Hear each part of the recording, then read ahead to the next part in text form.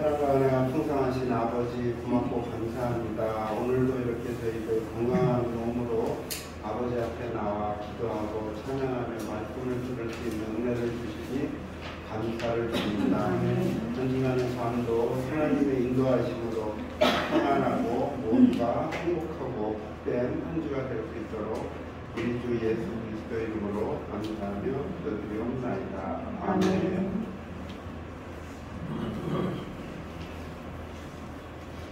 찬송가 365장입니다.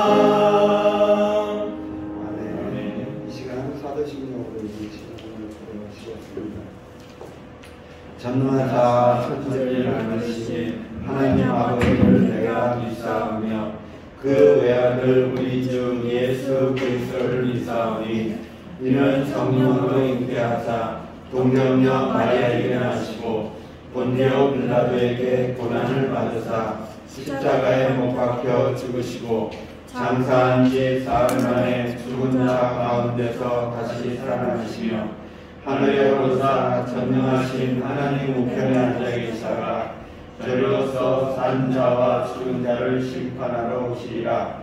성령을 믿사오며 거룩한 공예와 성도가 서로 교통하는 것과 죄를 사하여 주시는 것과 몸이 다시 사는 것과 영원히 사는 것을 믿사옵나이다. 아멘. 은혜가 풍성하신 하나님 아버지 고맙고 감사합니다. 한 주간도 주의 은혜로 지키심 받으며 은혜로 살게 하여 주시고 오늘도 거룩하고 복된 날 주님 앞에 나와 예배드릴 수 있는 환경과 건강 주신 아버지 진실로 감사를 드립니다. 아멘. 천지 만물을 창조하시고 친히 다스리시며 이끄시는 만유의 주가 되신 크신 하나님께 감사와 영광과 존귀를 올려드리옵나이다. 2022년도를 시작하며 주 안에서 다짐했던 것들을 지켜나갈 수 있도록 우리에게 힘을 더하여 주시옵시고 우리 모두가 하나님께 쓰임받는 한 해가 될 수 있도록 인도하여 주셨소서.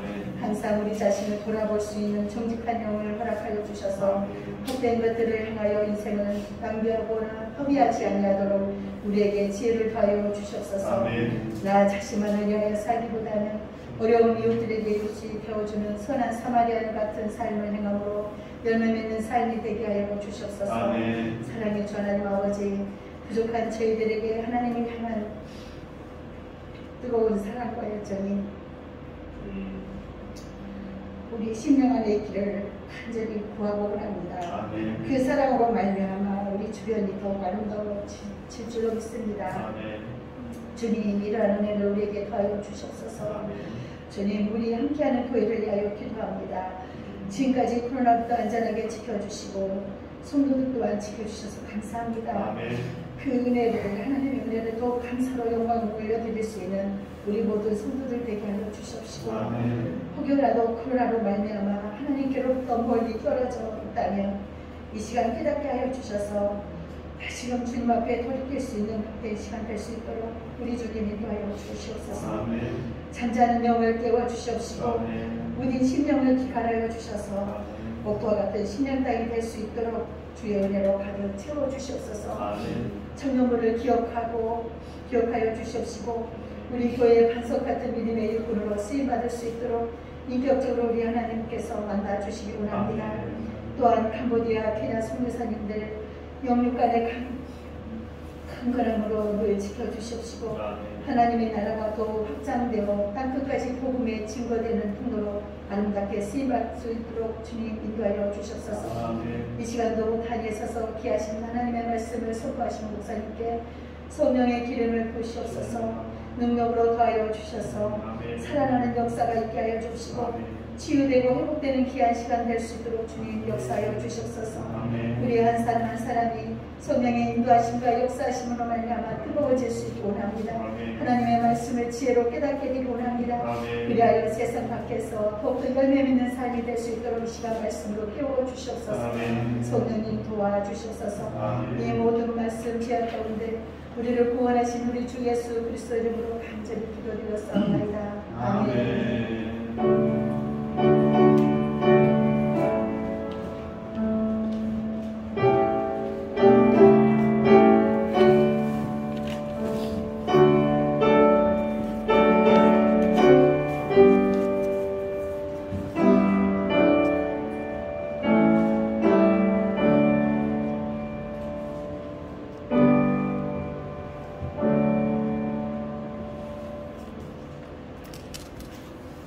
교회 소식 주고 질문 함께 보시겠습니다.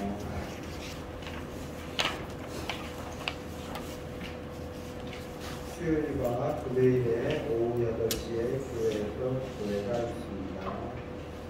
신방과 상담을 원하시는 성도님들은 목회자에게 말씀하시거나 메모하여 헌금함에 넣어주시기 바랍니다. 30일 예배 담당은 청년부입니다. 캄보디아 온천 선교사님과 건강과 사역을 위해 명철 케냐 선교사님의 공감과 사역을 위해 성도들 모두 인격적인 하나님을 만날 수 있도록 성도들의 영육 간의 경건함을 위하여 예배당 이전을 위하여 함께 기도해주시면 감사하겠습니다. 성경 또 디모데전서 4장 7절입니다. 성경 학교부에 목사님 나오셔서 말씀 있겠습니다. 디모데전서 4장 7절 다 함께 합독하시겠습니다. 망령되고 헛다른 신화를 버리고 경건에 이르도록 내 자신을 연단하라. 아멘.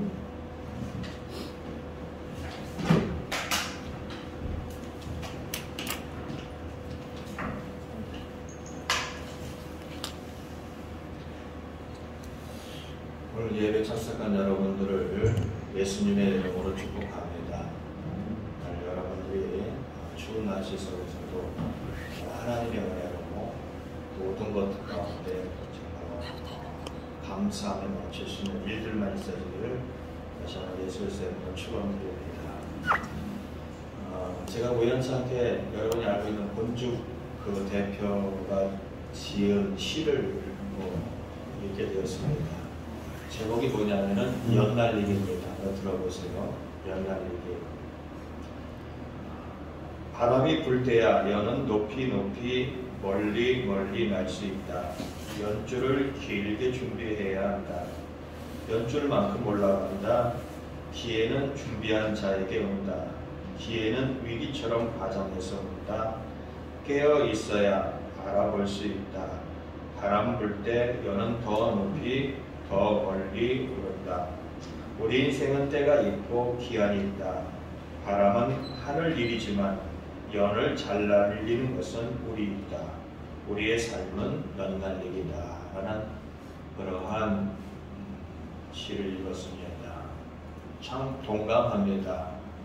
여러분들이 연을 날리기 위해서, 인생이라는 연을 날리기 위해서 얼마만큼 줄을 준비하냐에 따라서 그 줄이 위기를 타고 높이 날아간다는 겁니다. 짧게 준비한 연줄을 가진 사람은 그냥 짧은 연날리기 할 수 있고, 긴 줄을 준비한 사람은 멀리 높이 그 연을 날릴 수 있다는 겁니다. 정말로 우리의 인생이 준비되어져 있다고 한다면 올 한 해가 우리는 하나님 안에서 정말로 복받는 인생을 살아갈 것입니다. 그러나 오늘 우리에게 하나님 앞에 준비되어 있는 삶이 없다고 한다면 우리는 여전히 하나님이, 복 주시는 하나님이 나와 무관한 하나님으로 살아갈 수밖에 없다는 겁니다. 오늘 두 사람 얘기를 해놓고 과연 우리가 그러한 것에 합당한가, 아니 합당하기 위해서 어떻게 된가에 대한 고민을 해보고자 합니다. 먼저 이스라엘이라는 나라는 특수한 나라입니다. 이스라엘이라는 나라는 하나님께서 친히 보여주시고 만나주시고 말씀해 주신 나라입니다. 그리고 그들에게 복 주시길 원하시는 나라입니다. 하나님은 이스라엘 백성들을 아브라함에게 약속했던 것에 근거하여서 애굽에서 끌어내서 풍요로운 땅 가나안으로 이끌기 원하셨습니다. 그리고 이제는 그들은 가나안을 목전에 두고 있는 상황입니다. 들어가기만 하면 됩니다. 그런데 한 사건이 발생합니다. 민수기입니다. 신명기 1장 19절부터 37절입니다. 신명기 1장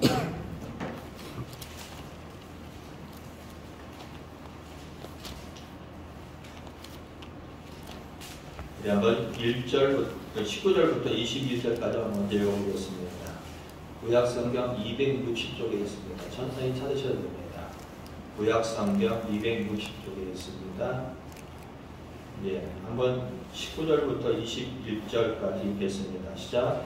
우리 하나님 여호와께서 우리에게 명령하신 대로 우리가 호렙산을 떠나 너희가 보았던 그 크고 두려운 광야를 지나 아모리 족속의 산지길로 가데스 바네아에 이를 때 내가 너에게 이르기를 우리 하나님 여호와께서 우리에게 주신 아모리 족속의 산지에 너희가 이르렀나니 너희 하나님 여호와께서 이 땅을 너희 앞에 두셨은즉 너희 조상의 하나님 여호와께서 너희에게 이르신 대로 올라가서 차지하라. 두려워하지 말라, 주저하지 말라 한즉.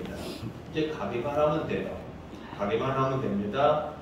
근데 모세가 이스라엘 백성들에게 뭐라고 얘기하냐면은 20절 보세요. 하나님께서 주신 땅이다. 하나님께서 주신 땅이다. 그러니까 21절 이 땅을 너희에게 두셨다.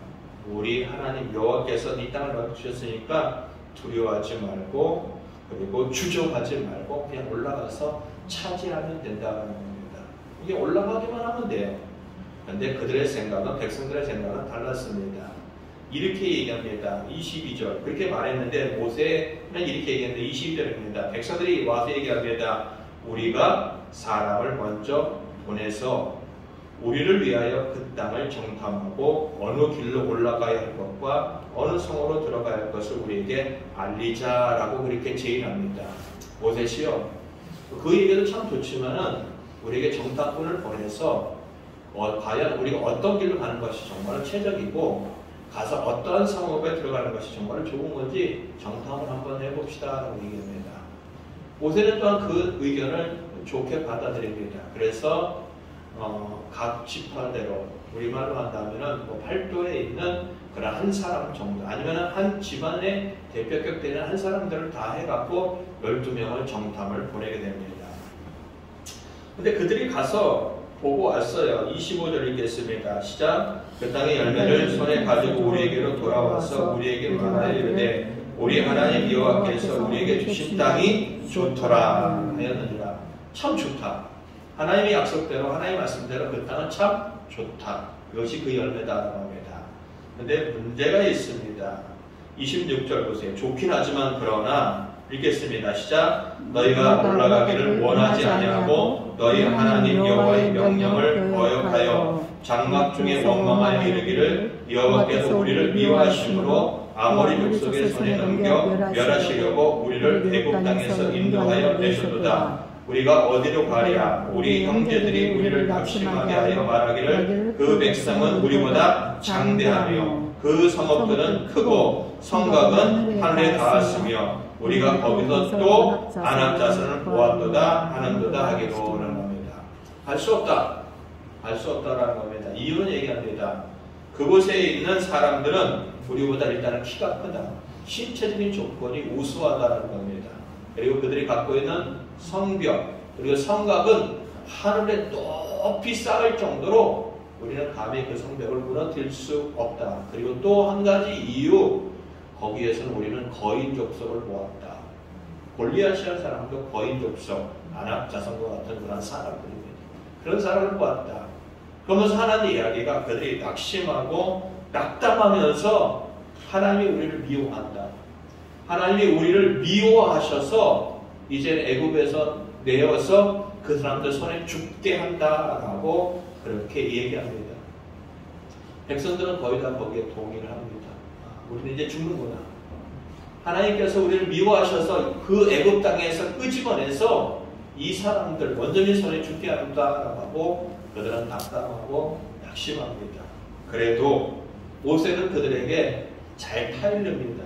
뭐라고 얘기하느냐? 29절부터 읽겠습니다. 시작. 내가 너에게 말하기를 그들을 무서워하지 말라. 두려워하지 말라. 너희보다 먼저 가시는 너희의 하나님 여호와께서 애굽에서 너희를 위하여 너희 목전에서 모든 일을 행하신 것 같이 이제도 너희를 위하여 싸우실 것이며 광야에서도 너희가 당하였거니와 사람이 자기 아들을 안는 것 같이 너희 하나님 여호와께서 너희가 걸어온 길에서 너희를 안으사 이곳까지 이르게 하셨느니라 하나 이 일에 너희가 너희 하나님 여호와를 어떻게 해요? 믿지 아니하였도다라는 겁니다. 뭐라고 얘기하냐면은 야 두려워하지 마라 그들 무서워하지 말라 라고 하면서 과거를 회상하게 합니다. 30절 너희보다 먼저 가시는 하나님 너희들이 어떠한 이익이 있을 때마다 너희들에게 어떤 위험이 있을 때마다 너희들에게 어떠한 상황이 닥칠 때마다 먼저 가시는 하나님께서 애굽에서 너희들이 보는 눈앞에서 한 것을 한번 떠올려 보라는 겁니다. 당시에 이 애굽이라는 나라가 그 나라에서 가장 세상에서 가장 영향력인 나라입니다. 근데 그 나라 속에서도 하나님이 이스라엘 백성들을 구원해 줬어요. 근데 앞에 있는 사람이, 다시 말한다면은 애굽에서 겪었던 그 적들, 애굽의 적들이 한 100이라는 그런 힘을 갖고 있다면은 이스라엘 백성들 앞에 있는 이 사람들은 30도 안 되는 그런 힘을 가진 사람이에요. 그럼 과거에 애굽이라는 이 강대한 나라 속에서 철저하게 보호하고 지켜주셨던 하나님이 지금 니들 앞에 있는 것은 아무것도 아니라는 것을 생각하면 되는데 그들은 상식적이잖아. 과거에 도와줬던 하나님, 과거에 엄청난 일에서 구원해주고 도와줬던 하나님이 지금 자신들이 당하고 있는 지극히 작은 일에도 도와줄 거라고 생각하는 게 상식적이잖아요. 근데 그런 생각하지 않아요. 그걸 받아들이지 않아요. 그걸 인정하지 않아요. 너희 하나님이 과거에 그렇게 너희들을 위해서 싸우신 것처럼 이들을 위해서 앞서가서 싸우실 거야. 그러니까 두려워하지 마, 놀라지 마 라는 겁니다. 그럼 또 한 가지 얘기합니다. 너희들 광야를 지나왔던 길만 보자. 광야를 지나올 때 하나님이 너희들 어떻게 되었느냐라는 겁니다.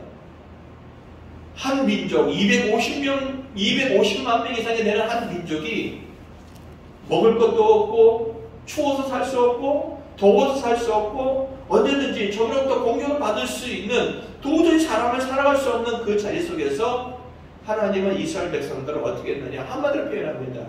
부모가 갓난아기를 안고 건너가듯이 하나님이 너희들을 안고 그 길을 건너왔다는 겁니다. 무슨 얘기죠? 철저하게 보호하고 철저하게 책임졌다는 겁니다. 그런데도 그들은 그 하나님을 믿지 않습니다. 과거에 그들에게 놀라운 능력을 행했던 그 하나님을 이들은 믿지 않아요. 지금 현실에 있는 지극히 작은 문제 속에서 그들은 믿지 않아요. 의지하지 않다라는 겁니다. 아까도 얘기했죠. 이스라엘 백성이라는 것은 특수한 나라입니다. 하나님이 선택하고 하나님이 만나주고 하나님이 경험하게 해주고 하나님이 말씀하시고 하나님이 도와줬던 그 나라인데, 그들이 어떤 문제를 당했을 때 하는 행동들은 과거에 함께 하셨던 하나님을 다 잃어버려요. 그에게 은혜 주시고 복 주셨던 하나님을 손들이 채 다 잃어버리라는 겁니다. 우리하고 다를까요? 우리하고 다르지 않아요. 여기에는 앉아있는 사람들은 크든 작든 하나님의 은혜가 경험되어졌던 사람들입니다. 하나님의 은혜를 경험하고 하나님의 도우심을 경험하고 하나님의 살아계심을 경험했던 사람들이에요. 어떤 사람은 하나님의 음성까지 들었던 사람들입니다. 어떤 사람들은 지극히 절망적인 상황 속에서 그 손을 잡아 이렇게 세우신 하나님을 경험했던 사람이라는 겁니다. 그런데 어떠한 문제를 딱 당했을 때 그 하나님을 의지하지 않아요. 그 하나님을 바라보지 않아요. 그 하나님을 기대하지 않아요. 상식적이라고 생각하는 상식만 가져도, 지극히 정당한 상식만 가져도 하나님을 인정할 수 있는데 인정을 하지 않아요. 이스라엘도 우리도 마찬가지입니다. 왜요? 우리 안에 있는 죄성 때문입니다. 인간들이 갖고 있는 이 죄성은 하나님을 거부해요. 일체적으로 하나님을 두기고 인정하지 않고 그 하나님을 거부해요. 하나님이 아무리 만나줬다 할지라도 이 죄성을 가진 인간들은 끊임없이 그 하나님을 거부하고 외면하고 무시하고 하는 삶이 끊임없이 있다는 겁니다. 이스라엘의 역사가 바로 그래요. 이스라엘의 남 이야기가 아니라 우리 이야기예요. 하나님이 만나주고 그들에게 기회를 주고 그들을 회개케 하고 수없이 많은 걸 주더라도 그들은 결국 하나님 앞에 서지 못하는 겁니다. 뭐 때문에요? 죄 때문이라는 겁니다. 우리는 2022년 세 번째 주일을 맞이하고 있습니다. 22년이 우리가 정말로 하나님에게 복받기를 원하고 하나님 앞에 잘 되기를 원한다면 우리는 우리의 자신을 잘 훈련시켜야 된다는 겁니다. 그것이 오늘 우리가 본문에서 처음에 읽었던 경건에 이르는 연습입니다. 오늘 두 사람이 이야기를 하고 또 한번 이야기해 보도록 하겠습니다. 사무엘 상하에 보면은 중심적인 사람 사울과 다윗이 나옵니다. 사울은 이스라엘의 초대 왕이 됩니다. 초대 왕이 된 것도 이 이스라엘의 진정한 왕은 누구냐면 하나님이에요. 그런데 이스라엘 백성들은 보이지 않는 하나님보다는 보이는 왕이 더 든든하다고 생각했습니다. 다른 나라들처럼 세상처럼 우리에게도 왕을 주십시오 라고 해서 괜찮은 사람 사울을 딱 세웠어요. 왕으로 세웠어요. 근데 그가 왕 되기 전에 하나님께서 그에게 능력을 주셔갖고 은혜를 베푸셔서 아주 큰 전쟁을 멋있게 승리로 장식하게 되어집니다. 어쨌든 백성들의 신임을 얻었고 저 정도 왕이면 우리 왕이 될 수 있다라고 그들은 충분히 생각을 했습니다. 그리고 왕이 되고 2년이 접어드는 그런 시점에 블레셋이라는 나라가 그들에게 전쟁을 벌려오게 되어집니다. 그런데 이제 예상치 못한 상황들이 시작되기 시작합니다. 사무엘상 13장 나오겠습니다. 구약성경 426쪽에 있습니다. 사무엘상 13장 구약성경 426쪽에 있습니다. 13장 5절 보겠습니다. 13장 5절 읽겠습니다. 시작. 블레셋 사람들이 이스라엘과 싸우려고 모였는데 병거가 3만이요 마병이 6,000명이요 백성은 해변에 모래같이 많더라. 그들이 올라와 베단의 동쪽 믹마스에 진침해. 블레셋 사람들이 어쨌든 간에 거대한 그런 어떤 군사력을 이끌고 전쟁을 하겠다고 덤벼들었습니다. 이것에 대한 이스라엘 백성들이 어떤 반응을 보이냐. 6절 보세요. 이스라엘 사람들이 어떻게 합니다. 위급함을 보고 절박하여 굴과 수풀과 바위 틈과 은밀한 곳과 웅덩이에 숨으며. 그리고 7절에 보면 어떤 사람들은 요단강을 건너갑니다. 다시 말한다면 너무 두려웠어요. 이스라엘 백성들은 너무 두렵고 너무 무서웠기 때문에 어떻게든지 살아보겠다고 숨습니다. 조금이라도 몸이 숨길 만한 곳이 있으면 다 숨습니다. 굴이든 수풀이든 웅덩이든 다 숨습니다. 그것이 또 불안했던 사람들은 이 싸움의 진영을 탈영하여 도망을 가기 시작합니다. 지금 사울은 왕이 돼서 첫 번째 전쟁을 치르고 있는 거예요. 근데 자기 주변에 전쟁을 하겠다고 모여든 이 백성들이 어떻게 합니까? 두려워하고 떨면서 이제 흩어지는 상황들이 벌어지는 거예요. 근데 문제는 이때 당시에 가장 존경받는 사람이 누구냐면 사무엘이라는 지도자입니다. 사무엘을 통하여 수없이 많은 위기를 넘겼던 이 백성들은 이 사울보다는 사실 사무엘을 더 신뢰하고 있던 상황입니다. 그리고 사무엘은 사울에게 얘기합니다. 내가 7일 있다가 갈 것이다. 그러니까 기다려라 라는 것입니다. 내 하나님 앞에 제사를 드리니까 기다려라 라고 했는데 7일이 됐는데도 불구하고 사무엘이 오지 않는 거예요. 그러니까 백성들은 더욱더 보세요. 8절에 보니까 사울은 사무엘이 정한 기한대로 이래 동안 기다렸으나 사무엘이 길갈을 오지 아니하며 백성이 사울에게서 흩어집니다. 백성들이 흩어지기 시작하니까 사울이 한 가지 방법을 생각해냅니다. 이 백성들을 흩어지는 백성들을 모으는 생각을 한 것이 뭐냐면 9절 읽겠습니다. 시작. 사울이 이르되 번제와 화목제물을 이리로 가져오라 하여 번제를 드렸더니. 백성들의 마음을 붙잡기 위해서 흩어지는 백성들을 모으기 위해서 사울이 해냈던 거 제사로 했습니다. 제사하는 것이 사실은 그렇게 크게 나쁘진 않습니다. 다윗도 그런 일을 해납니다. 근데 문제는 그 의도입니다. 사무엘이 이것을 행한 의도입니다. 의도가 어쨌든 번제가 끝나자마자 사무엘이 10절에 보면 사무엘이 딱 다가옵니다. 그리고 11절 함께 11절 12절 읽겠습니다. 시작. 사무엘이 이르되 왕이 행하신 것이 무엇이냐 하니 사울이 이르되 백성은 내게서 흩어지고 당신은 정한 날에 오지 아니하고 블레셋 사람은 믹마스에 모였음을 내가 보았으므로 이에 내가 이르기를 블레셋 사람들이 나를 치러 길갈로 내려오거늘 내가 여호와께 은혜를 간구하지 못하였다 하고 부득이하여 번제를 드렸나이다 하니라. 이유를 댑니다. 백성들은 흩어진다. 당신은 오지 않는다. 적들은 여전히 우리의 위를 언제든지 죽이고자 한다라는 것이 그의 이유라는 겁니다. 그래서 내가 하나님께 은혜를 구했다라고 당당히 얘기합니다. 근데 그 이유가 13절 읽어보겠습니다. 정말로 정확한 것은 이겁니다. 사무엘이 사울에게 하는 정확한 원인 그리고 초점은 이겁니다. 13절 시작. 사무엘이 사울에게 이르되 왕이 망령되이 행하였도다. 왕이 하나님 여호와께 왕에게 내리신 명령을 어떻게 해요? 지키지 않는다는 겁니다. 주된 핵심은 제사를 드렸다 안 드렸다의 이야기가 아니라 그가 하나님의 말씀을 지키지 않았다는 겁니다. 사실 왕이 되어질 때 하나님은 그에게 해야 될 일과 하지 말아야 될 일을 명확하게 구별해 주었어요. 그런데 그 하나님의 명령을 듣지 않고 자기에게 보여지는 사람들을, 흩어지는 사람들을 모으기 위해서 인간적인 방법으로 그 문제를 해결해 나갔다는 겁니다. 그래서 하나님께서는 이제 14절 이 얘기합니다. 왕의 나라가 길지 못한다. 여호와께서 왕에게 명령하신 바를 왕이 어떻게 해요? 지키지 않았다. 여호와께서 그의 마음에 맞는 사람을 구하여 그의 백성의 지도자로 삼겠다라고 합니다.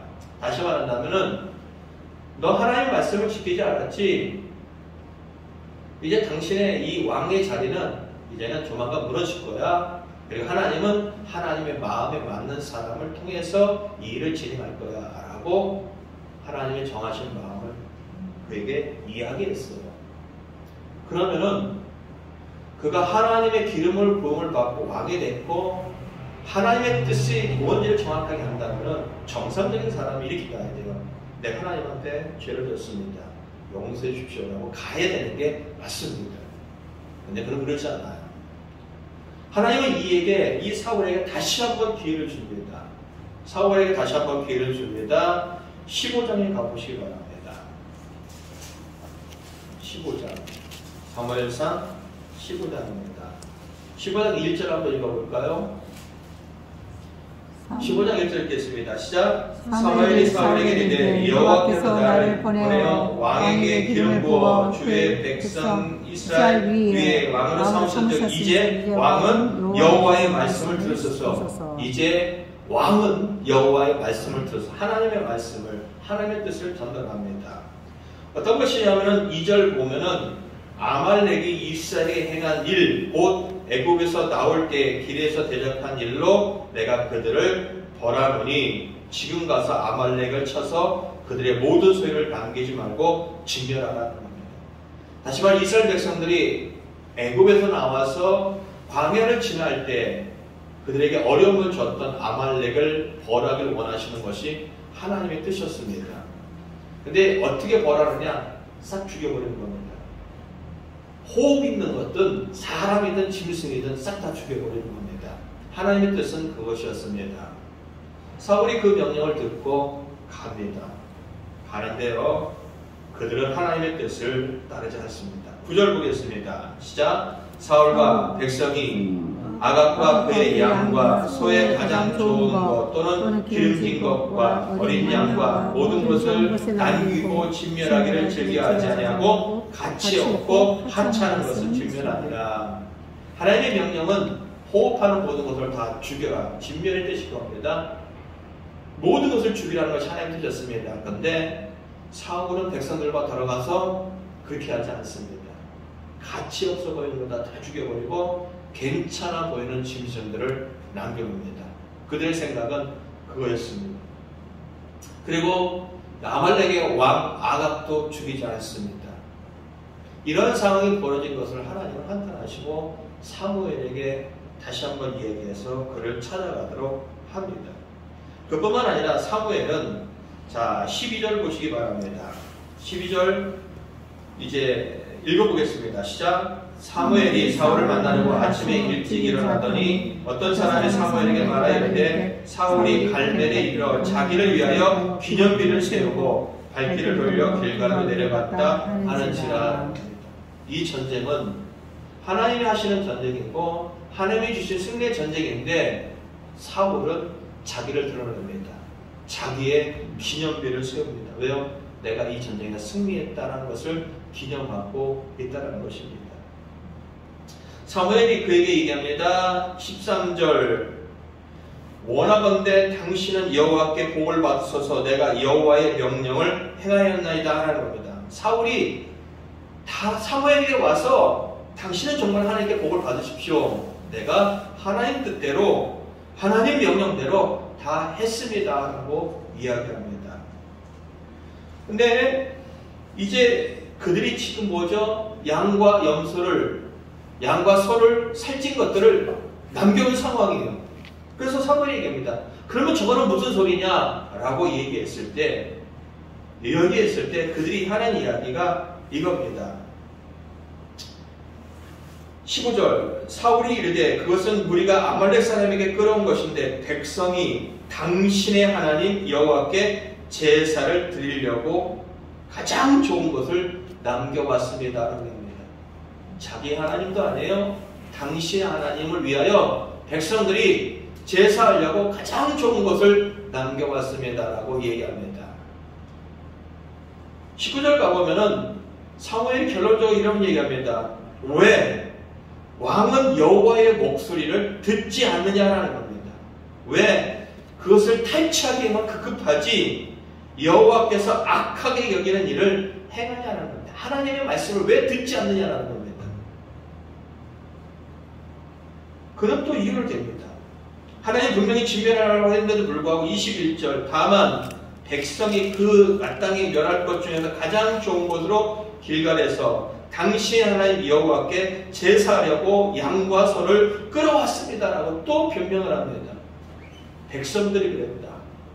하나님께 제사 드리려고 했을 때 우리가 아주 가장 많이 들었던 한 이야기가 나옵니다.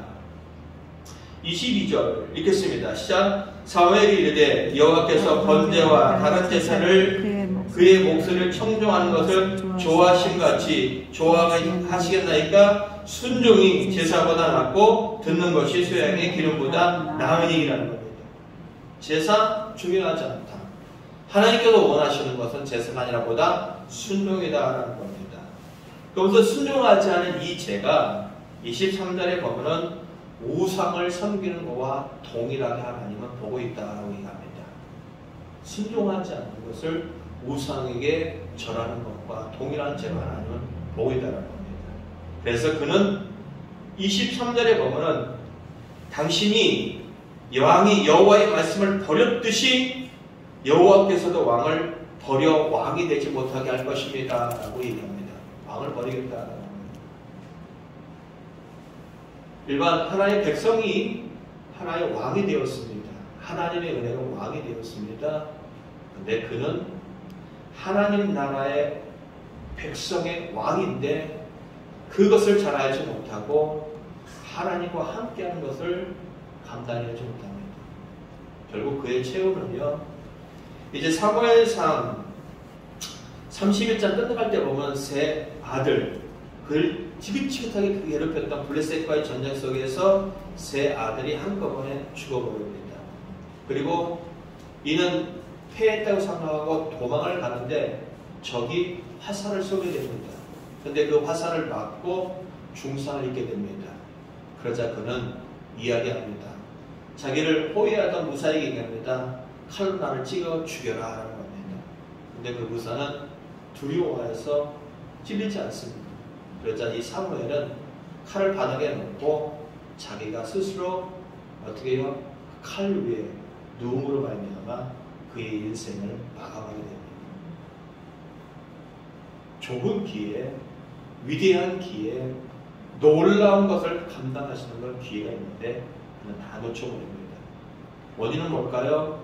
이유는 뭘까요? 단 한 가지 하나님의 말씀을 듣는 것에 익숙하지 않다. 하나님의 뜻을 헤아리는 것에 그는 한 번도 하지 않았습니다. 오로지 자기 주변에 있는 사람들에게 관심이 있었고 자기가 드러나기를 원했고 어떻게든지 하나님이 아닌 백성들의 환심만 살려고 그의 인생은 그렇게 전철되었고 결국 그의 인생은 하나님부터 버림받았습니다. 반대 사는 사람이 있습니다. 바로 다윗입니다.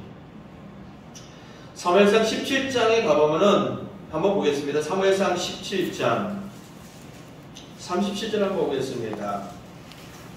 사무엘상 17장 37절 함께 읽겠습니다. 시작. 또 다윗이 이르되 여호와께서 나를 사자의 발톱과 곰의 발톱에서 건져냈은즉 나를 이스블레셋 사람의 손에서 건져내시리라. 사울이 다윗에게 이르되 가라, 여호와께서 너와 함께 하시기를 원하노라라는 겁니다. 그는 어려서 부모님들에게도 그렇게 인정받지 못한 사람이었습니다. 사무엘이 다윗의 집안의 이세 아버지에게 얘기합니다. 야, 내가 오늘 너희 집 방문할 테니까 가족들 싹 다 모아라 라고 했을 때 그 가족의 명단 속에서도 그룹 속에서 제외했던 사람 바로 다윗입니다. 그리고 어린아이는 소년입니다. 17살 정도 되는 소년입니다. 근데 그가 골리앗을 물리기 직전에 이제 사울 앞에 가서 얘기할 때 지난해 하나님께서 나를 도와주셨다는 얘기를 하고 있다는 겁니다. 다시 말하면 목동으로서 양을 칠 때 때로는 사자가 공격하고 곰이 공격할 때 그는 주저움 없이 두려움 없이 그들과 대적해서 싸웠습니다. 분명히 다윗이 싸웠는데 그의 고백은 이렇습니다. 이제 아까 30절 여호와 앞에서 나를 사자의 발톱과 곰의 발톱에서 건져내셨다는 겁니다. 내가 싸웠지만은 내가 했지만은 이 전쟁에 승리하게 하신 것은 누구다? 하나님이시다라고 그는 고백을 하고 있다는 겁니다. 그리고 모든 사람들이 주저하는 이 싸움 속에 골리앗과의 싸움 속에 그는 뛰어들고 달려들어갑니다. 너는 칼과 창과 단창으로 나오지만은 나는 살아계신 만군의 여호와 하나님의 이름으로 내게 나가노라 라고 하면서 그 하나님을 의지하여 그 싸움에 달려듭니다. 그리고 그 전쟁에서 이깁니다. 근데 문제는 사울은 지금 하나님으로부터 버림받았어요. 자기 왕이 이 왕자리가 얼마 남지 않다는 걸 알고 있습니다. 이러한 고뇌와 이러한 범인 가운데 있는데 그리고 자기가 이기지 못한 골리앗을 다윗이 이겨버리고 이제 돌아오는데 백성들이 노래를 지어 부릅니다. 사울은 천천히요, 다윗은 만만이다라는 겁니다. 무슨 뜻이냐면 이런 것입니다. 사울이 죽인 사람이 적이 1000명이라면 다윗이 죽인 적은 10,000명이다라고 이렇게 노래하는 겁니다. 그 이야기를 들었던, 그 노래를 들었던 사울은 내 뒤를 이어서 왕이 될 놈은 저놈이다. 그래서 내가 저놈을 죽이지 않는다면 언제든지 나의 이 왕의 자리가 위태할 수 있다. 하나님의 뜻은 한 적이 없어요. 하나님이 갖고 있는 계획은 한 적이 없어요. 자기의 자리를 끝까지 지키려고 그는 다윗을 죽이고자 수없이 많은 그러한 계획들을 갖고 당합니다. 다윗은 죽지 않기 위해서 도망자의 삶을 살다가 이제 한 광야로 가게 됩니다. 엔게디 광야라고 하는 사무엘상 24장을 한번 봐보겠습니다. 사무엘상 24장.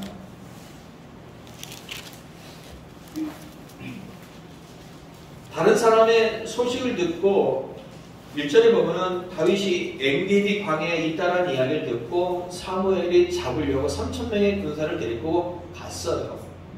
이 소식을 들었던 다윗은 그곳에 있는 한 동굴, 깊숙한 동굴에 자신을 따르는 사람들과 함께 숨게 되어집니다. 근데 그 사실을 모르고 이 사울이 그 동굴 안으로 들어갑니다. 이제 3절에 보면은 길가 양의 우리에 이른즉 굴이 있는지라 사울이 뒤를 보러 들어가니라 합니다. 휴식을 취하러 갔는지 아니면 별을 보러 갔는지 모르겠지만 어쨌든 간에 굴로 들어갔어요. 사울은 그 뒤에 자신이 그렇게 죽이고 싶어 했던 다윗이 있는지를 모릅니다. 근데 다윗과 그의 사람들은 사울이 자신들 눈앞에 있는 것을 알게 됩니다. 다윗은 그냥 사울을 죽여버리면 도망가지 않아도 돼요. 그리고 다윗이 가서 내가 왕하겠다고 한다면 백성들은 언제든지 맞아들일 준비가 되어 있습니다. 근데 다윗은 그렇게 하지 않습니다. 죽이고자 하는 부하들도 만류하고 그가 하는 행동이 바로 무엇이냐면은 옷자락을 베는 겁니다. 조용히 다가가서 이 사울의 옷자락을 베는 겁니다. 이유는 6절 읽겠습니다. 시작. 자기 사람들에게 이르되 내가 손을 들어 여호와의 기름 부음 받은 내 죄를 치는 것은 여호와께서 금하시는 것이다. 내 원수를 갚을 수 있고 자기의 인생이 정말로 편하게 살 수 있는 기회에도 불구하고 다윗이 생각한 것 단 한 가지, 하나님께서 금하신 것이다. 하나님께서 금하신 것이다. 하나님께 기름 부음 받은 자를 치는 것은 하나님께서 원치 않는다라고 하면서 자신을 죽이고자 하는 적을 죽이지 않습니다. 도리어 그는 이제 5절에 보면은 사울의 그 옷자락 된 것 때문에 마음이 찔림을 받을 그런 정도였습니다. 어렸을 때도 여호와를 앞세우고 골리앗 앞에서도 하나님을 앞세우고 그리고 자기의 일을 죽이고자 하는 적 앞에서도 하나님의 뜻을 앞세웠던 다윗이었습니다. 그런 그가 결국 마지막에 가서 이스라엘, 이 나라의 통일 왕국의 진정한 왕으로 서게 되어집니다. 왕이 됐어요. 그런데도 불구하고 그는 여전히 하나님의 뜻을 구합니다. 사무엘하로 가보겠습니다. 사무엘하 5장입니다. 사무엘하 5장입니다. 5장 19절입니다. 5장 19절 읽겠습니다. 시작. 다윗이 여호와께 여쭈어 이르되 내가 블레셋 사람에게로 올라가리까 여호와께서 그들을 내 손에 넘기시겠나이까 하니 여호와께서 다윗에게 말씀하시되 올라가라 내가 반드시 블레셋 사람을 내 손에 넘기리라 하시니라. 북이스라엘과 남유다의 왕이 됐어요.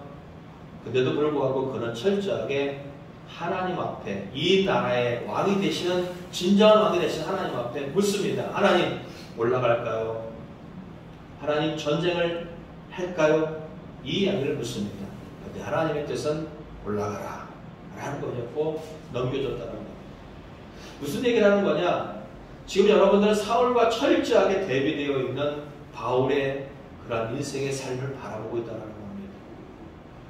결국 이제 하나님께서 아브라함에게 약속하였던 가나안 땅의 정복은 여호수아를 통하여 시작하지만은 그 전쟁에 정복하는 이 전쟁은 누구 때에 멈춰지냐? 다윗 때에 멈춰집니다. 400년이라는 시간 동안 그들은 충분히 하나님의 뜻을 따랐다면은 2주 후에 그 땅을 그 나라를 차지할 수 있는 상황이 된데도 불구하고 자그마치 400년이나 긴 시간 동안 하나님을 의지하지 못하고 그 땅을 차지하지 못했습니다. 근데 다윗이 하나님의 말씀에 순종하고 하나님 뜻대로 살고자 했던 다윗을 통하여 하나님은 그 나라를 드디어 완전하게 정복을 하게 됩니다. 그리고 이 나라의 중심이 되는 예루살렘에 하나님의 말씀인 법궤가 들어오는 역할을 다윗은 해냅니다. 다윗은 법궤가 들어올 때 왕이라는 신분을 망각하고 속옷이 보일 정도로 기쁜 마음으로 춤을 춰야 됩니다. 왜요? 하나님의 계시는 임재의 상징인 법궤, 그 안에 하나님의 말씀 두 돌판이 있고 만나의 항아리가 있고 안에 쌍난 지팡이가 있는 하나님의 임재의 상징인 그 법궤가 이스라엘 그 중심에 들어오는데 너무 기쁘고 너무 즐거웠기에 왕이라는 신분과 상관없이 기꺼이 춤을 추며 그것을 맞아들였다는 겁니다. 조금 시간이 지나갑니다. 목동이었던 이 사람을 하나님은 이스라엘의 왕으로 삼으셨고 그의 삶은 풍요로웠습니다. 오늘 보니까 자기는 정말로 좋은 궁궐에 살고 있는데 하나님의 이 법궤는 천막에 들려있는 거예요. 너무 안타까웠습니다. 그래서 그가 하나님 앞에 나단 선지자를 불러서 하나님의 사람 나단 선지자를 불러서 내가 성전을 짓겠다라고 얘기합니다. 결국 하나님은 그것을 그가 아닌 그 아들에게 허용을 했지만은 그 마음이 너무 좋았습니다. 하나님은 그의 그 갖고 있는 생각과 그 갖고 있는 신앙이 너무 좋았습니다. 그래서 그에게 보장을 해주는 그러한 이야기를 합니다. 어떠한 이야기를 하냐면은 우리 7장 사무엘하 7장 9절 읽겠습니다. 사무엘하 7장 9절 함께 읽겠습니다. 시작. 내가 가는 모든 곳에서 내가 너와 함께 있어 내 모든 원수를 내 앞에서 멸하였은즉 땅에서 위대한 자들의 이름같이 내 이름을 위대하게 만들어 주리라. 하나님을 기쁘게 하였던 다윗을 향해 하나님께서 말씀하십니다. 야, 내가 너와 모든 것을 함께 있겠고, 그리고 땅에서 위대한 자들의 이름과 같이 네 이름을 위대한 자가 되게 하겠다는 겁니다. 다윗이라는 이름을 위대하게 만들어주겠다는 겁니다. 정말로 그렇게 합니다. 모든 왕들이 잘했느냐 못했느냐 판단 기준, 다윗처럼 살았다, 잘하나 선하나, 다윗처럼 못 살았다, 악하나, 기준점이 되어집니다. 기준점이 되어집니다. 다윗의 이름을 하나님께서는 위대하게 했다는 겁니다. 또한 11절 보겠습니다. 시작. 전에 내가 사사에게 명령하여 내 백성 이스라엘을 다스릴 때와 같지 아니하고 너를 모든 원수에게서 벗어나 편히 쉬게 하리라. 여호와께서 또 내게 이르되 여호와가 너를 위하여 집을 짓고 오라는 겁니다. 다시 말씀하십니다. 너 이전에 수없이 많은 전쟁을 치렀지만은 이제는 모든 적들을 어떻게 해요? 너희들에게 해치지 못하고 내가 보호해 주겠다. 그리고 모든 원수들에게 벗어나 편안한 삶을 살아갈 수 있도록 내가 책임져 주겠다는 것이 하나님께서 다윗에게 한 약속입니다. 위대한 이름, 그리고 남은 생애를 편하게 해주시겠다는 것입니다. 그리고 또 한 가지의 약속이 있습니다. 13절 읽겠습니다. 시작. 그는 내 이름을 위하여 집을 건축하실 것이요 나는 그의 나라 왕위를 영원히 견고하게 하리라 하는 겁니다. 다시 말한다면 다윗의 왕의 뒤를 잇는 모든 왕권을 영원히 견고하게 하겠다는 겁니다. 솔로몬 이후에 사실 이스라엘 나라는 북과 남으로 나눠집니다. 그러나 북쪽은 구테타가 수없이 많이 일어나 왕조가, 다시 말한다면 우리가 말하는 이씨, 김씨 이런 쪽으로 수없이 많은 적들이 일어나 구테타가 일어나 그 왕조가 수없이 많이 바뀝니다. 그러나 남유다는 비록 그들이 죄를 짓는다 할지라도 끝까지 다윗의 후손이 그 왕의 자리를 차지하게 되어집니다. 근데 하나님 말씀하십니다. 내 왕을 영원히. 근데 그 나라는 망해버렸어요. 근데 하나님의 약속은 그럼 안 지켜진 걸까요? 아닙니다.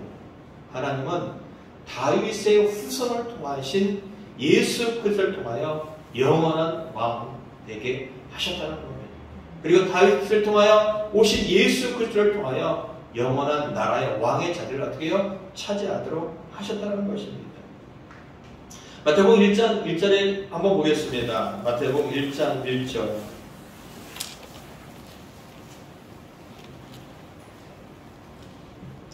마태복음 1장 1절입니다. 함께 신약성경 제일 처음에 있습니다. 마태복음 1장 1절. 시작. 아브라함과 다윗의 자손 예수 그리스도의 계보라. 이런 이야기입니다.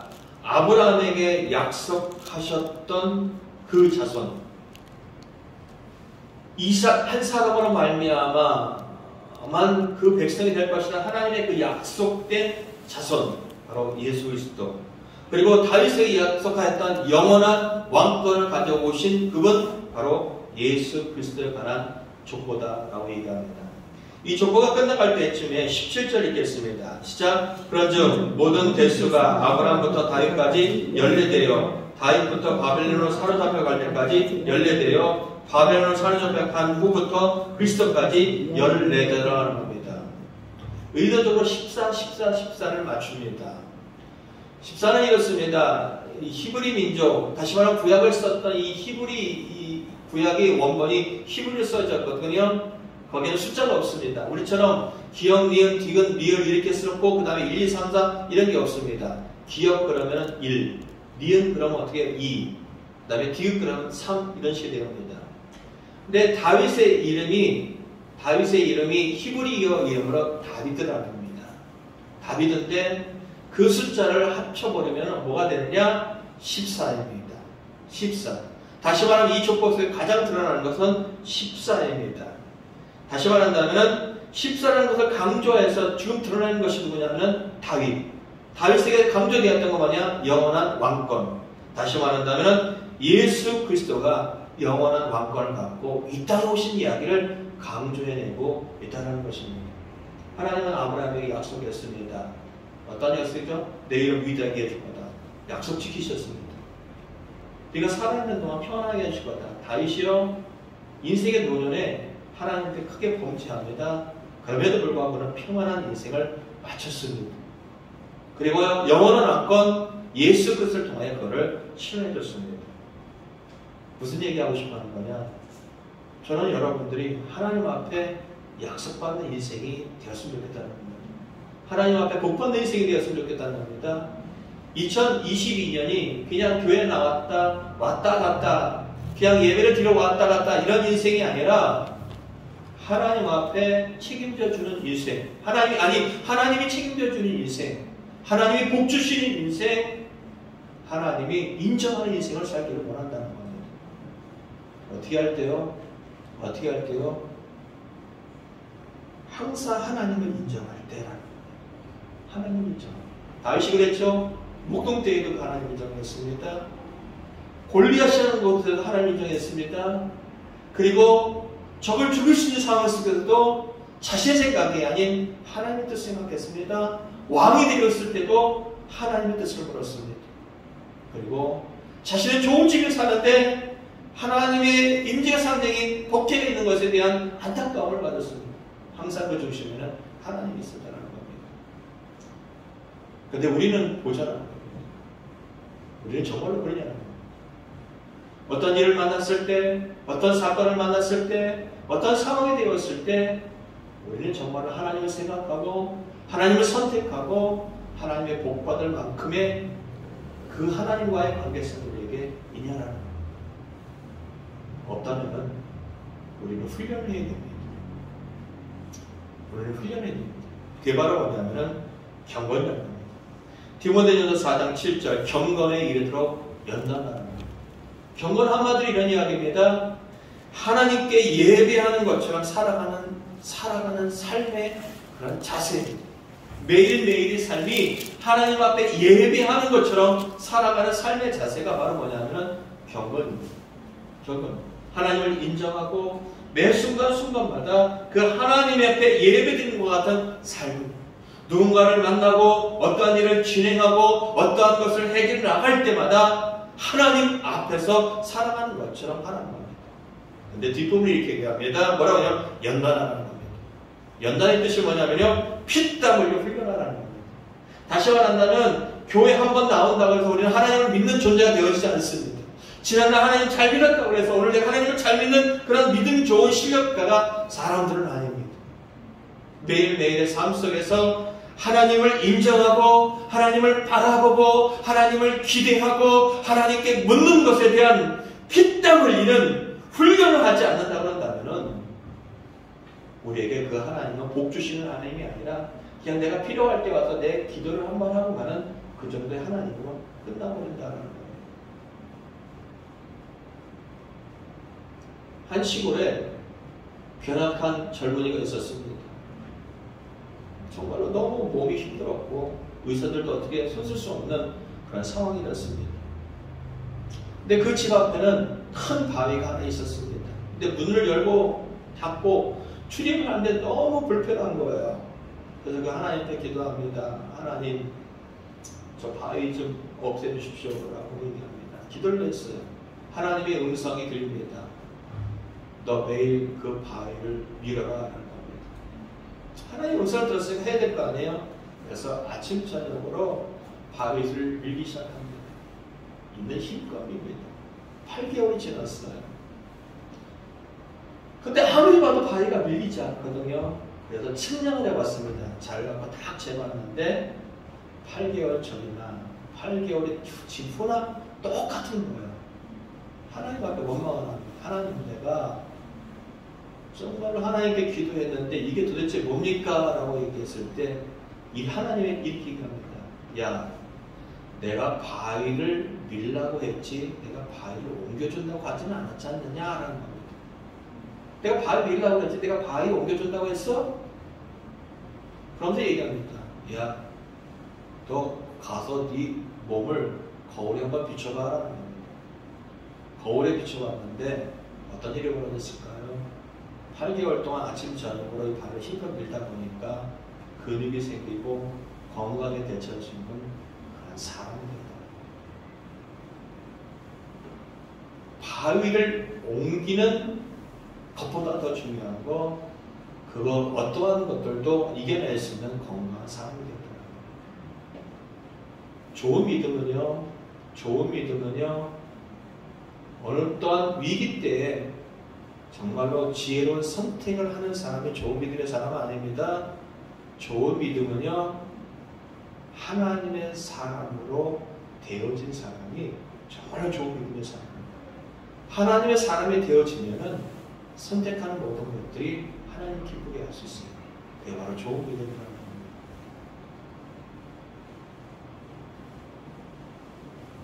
제가 지금 지난 주를 보면서 우리 아들내미 중에 한 명이 얘기합니다. 내가 경제관념이 없는 몇 사람을 보았는데 그 중에 한 명이 아빠다. 제가 그 얘기를 듣고 고민해 왔어요. 경제적인 관념이 없다. 그 얘기를 들으니까 정말로 그렇더라고요. 경제적인 관념이 없습니다. 저는 제 인생에 그냥 열심히 살고 정직하게 살고 그냥 떳떳하게 살면 된 줄 알았는데, 집을 이사 가야 되는 여러 가지 상황들에 맞닥뜨렸을 때 딱 보니까 내가 경제적인 것에 관념이 없는 사람이라는 걸 정확하게 알게 되더라고요. 제가 그래서 이거는 나만 고민할 것이 아니라 믿는 사람들의 어떤 경제관, 기독교적인 경제관도 한번 좀 내가 많이 공부해서 여러분에게 말씀을 전하겠다는 생각을 하고 있습니다. 기대하시기 바랍니다. 근데 그 얘기를 하면서 왜 이 얘기를 하느냐? 제가 돌아보는 거예요. 제가 돌아보는 거예요. 그러면 내 믿음은, 내 신앙은 돌아봤을 때 훈련되어 있지 않더라. 목사인데도 하나님을 선택하는 것이 훈련되어 있지 않고, 목사인데도 하나님 앞에 집중되어 있는 것이 훈련되어 있지 않고, 하나님의 말씀을 전하는 자인데도 불구하고 별 볼 일 없는 저 자신을 발견하면서 나도 훈련해야겠다. 나도 훈련해야겠다. 하나님을 선택하고 하나님께 집중하고 하나님을 바라보고 하나님께 구하기에는 피땀 흘린 훈련을 해야겠다라는 생각을 갖게 됐다는 겁니다. 사랑하는 성도 여러분, 저 2022년에 잘 살아보고 싶습니다. 여러분들도 잘 살았으면 좋겠습니다. 잘 사는 거, 돈 벌고 그런 얘기가 아닙니다. 우리 하나님께 우리가 집중하고 우리가 하나님을 선택한다면 그 하나님은 세상의 어떤 것보다도 우리를 복되게 하실 것입니다.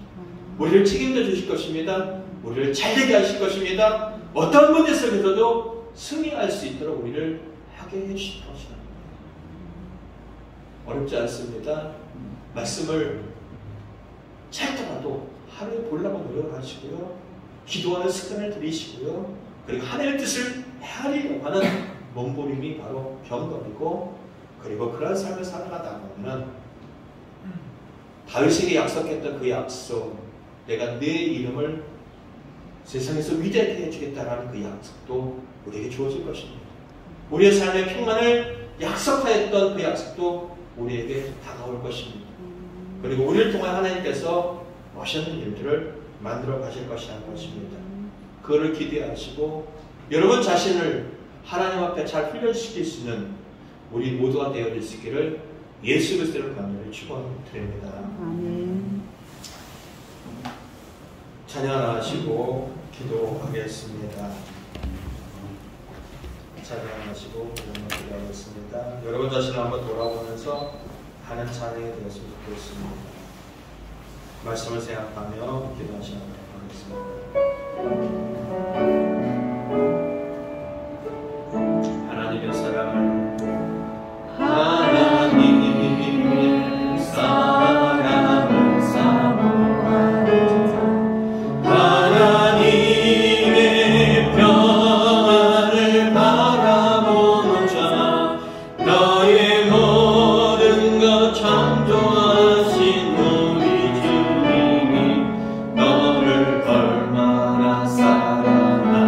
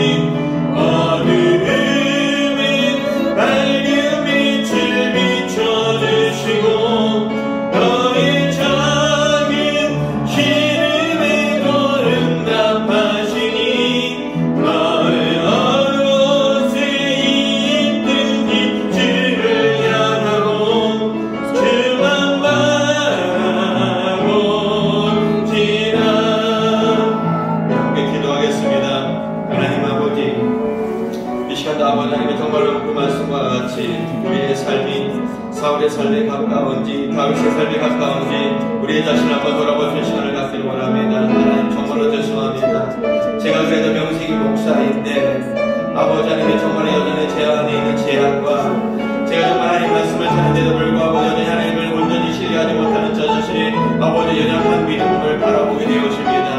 하나님 정말 목사다운 목사가 되기 쉽습니다. 하나님 말씀을 전한 자다운 그런 삶의 살림을 원하는 분이옵나이다. 정말로 하나님을 신뢰하고 하나님을 의지하며 하나님과 동행할 수 있는 그런 아버지의 삶을 살기를 정말 원합니다.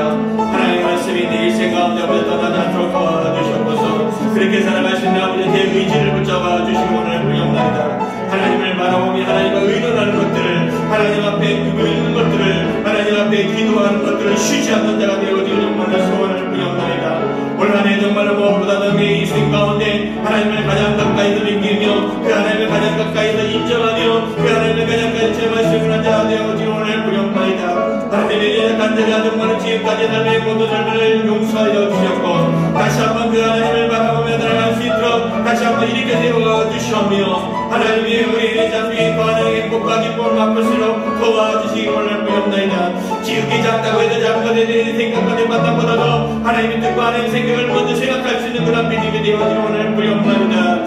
수없이 하나님의 뜻을 하나님의 끝까지 가기 원할 뿐이옵나이다. 앉아있는 한 명이 같은 신앙이 아니라 일어서는 신앙이 되어지기 원할 뿐이옵나이다. 죽은 신앙이 아니라 죽은 믿음이 아니라 살아있는 믿음 살아있는 신앙이 되어질 뿐이옵나이다. 나를 앞서고 있는 아버지 정말 수없이 많은 권력 같았는지 주저하고 두려워하는 존재가 아니라 그 외에마야 달려가며 싸우는 그런 자들이 되어지기 원할 뿐이옵나이다. 살아있는 믿음을 아버지 정말로 기도하기를 원하며 살아있는 신앙을 도하기를 원하며 살아있는 하나님의 경험하는 삶을 살아가기를 원할 뿐이옵나이다. 내 아버지여 내 아버지며 내 아버지며 우리가 끊임없는 그런 모든 것을 주저하고 다른 것을 탓하는 것을 벗어나서 이제는 살아계신 하나님 앞에 내 의지를 극하며 나갈 수 있도록 도와주시기 원할 뿐이옵나이다. 주님 내 아버지 도와주시옵소서. 주님 내 아버지 불쌍히 여기시옵고 긍휼히 여겨 주시옵소서. 도와주시옵소서. 하나님 참 부끄럽고 죄송합니다.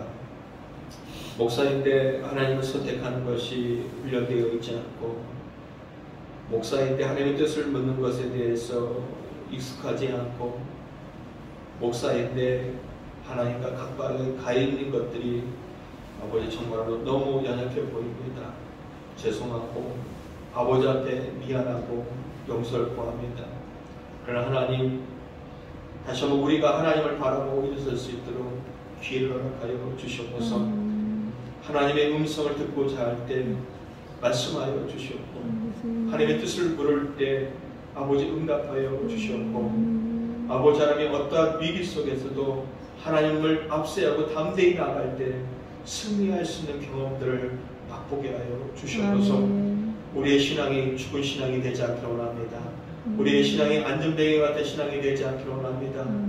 우리의 신앙이 살아있는 신앙이 되어지기를 원하고 우리의 믿음이 살아있는 믿음이 되기를 원합니다. 교회에 와서만 찾는 하나님이 아니라 내 일생의 삶 속에서 모든 곳에서 그 하나님을 찾을 수 있는 믿음의 신앙이 되어지기를 원합니다. 하나님을 바라보고 나아갈 때 하나님을 찾고 구할 때 하나님을 바라보고 달려갈 때 우리의 인생에 놀라운 변화를 경험할 수 있도록 도와주시옵소서. 아버지 하나님 여기에 있는 한 사람 한 사람이 다 그러기를 원합니다. 2022년은 막연하게 앉아서 기도하고 예배드리고 하는 신앙이 아니라 그 하나님을 적극적으로 모셔드리고 그 하나님을 적극적으로 만남으로 말미암아 여기 있는 모든 사람의 이름이 위대해지며 여기 있는 모든 사람들의 삶이 평안해지며 여기 있는 모든 사람의 삶이 하나님께서 책임져주는 인생을 살아노라 고백할 수 있는 한 해가 되어질 수 있도록 하나님이 우리를 도와주시옵소서. 원합니다. 코로나보다도 우리의 믿음 없음을 더 두려워하게 하여 주시옵고 우리의 연약한 삶의 환경보다도 하나님 없는 믿음을 우리가 더욱더 국민이 여겨달라는 기도가 우리 입술 속에 나올 수 있도록 도와주시옵소서. 하나님 오늘 이제 예배에 참석하며 하나님 앞에 구하고 하나님의 도움을 구하며 또 아버지 앞에 이제 여러 가지 문제를 내어놓고 또 하나님 앞에 물질을 내어놓고 재능을 내어놓고 삶을 내어놓고 시간을 내어놓으며 하나님의 은혜를 구한 이들 모두에게 하나님의 한량없는 은혜를 덮어주셨고서 저들의 영혼이 하나님을 통하여 웃을 수 있게 하여 주셨고 그 하나님의 은혜를 하여 풍성한 영적인 경험이 있게 하여 주시며 코로나로부터 물질로부터 질병으로부터 어려운 환경으로부터 철저하게 보호받는 역사가 있게 하여 주셨고 저들이 기도하고 나가는 데들마다 잘되게 하여 주셨고 복되게 하여 주셨어서 우리 주 예수 그리스도의 이름으로 감사하며 기도 올려옵나이다. 아멘. 여호와는 내게 복을 주시길 원하고 너를 지키시길 원하며 여호와는 그의 얼굴을 내게 비추사 은혜 베푸시길 원하며 여호와는 그의 얼굴을 내게 향하여 드사 평강 주시기를 원하노라. 아멘.